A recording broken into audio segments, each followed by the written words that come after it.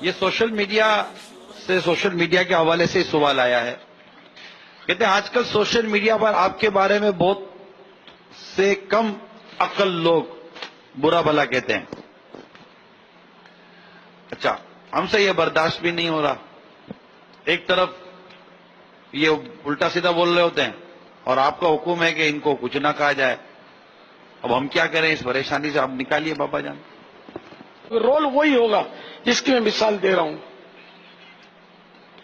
اب پتہ نہیں میں دوں یا نہیں دوں مثال.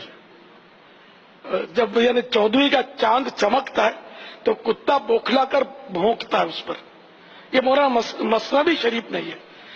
تو 14ویں کا چاند جب چمک رہا ہو آب و تاب سے، وہ کتا بوکھلا کر بھونکنا شروع کرے یا کئی کتے بھونکنا شروع کرے، اب اس کو آپ کیا اس کے ساتھ کیا سلوک کریں گے؟ ان کتوں کے ساتھ یہ جو بھی اس طرح میں میرے محبت کرنے والے ہیں وہ اس کا مجھے جواب دے دیں، پھر میں آپ کو بتاؤں گا کہ کیا کرنا ہے ان کے ساتھ.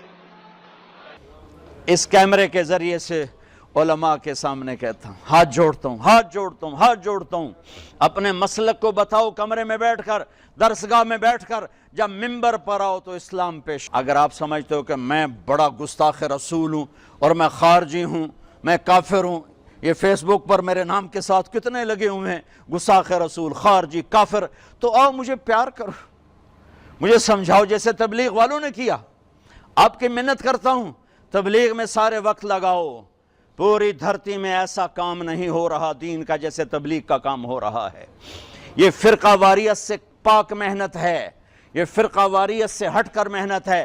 اس نے 6 بر اعظم کے مسلمانوں کو اللہ کا پیغام پہنچایا ہے.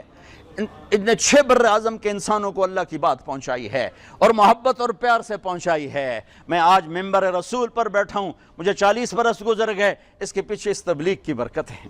میں تو گورنمنٹ کالج لاہور میں پڑھتا تھا، میں تو اپنے کالج کا سنگر بھی تھا، ڈانسر بھی تھا.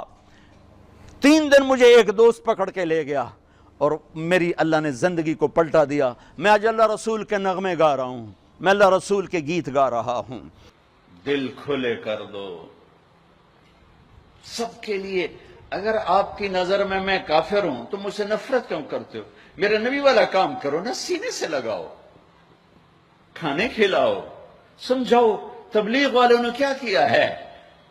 آپ کو ہاتھ جوڑ کے کہتا ہوں تبلیغ میں ٹائم لگاؤ.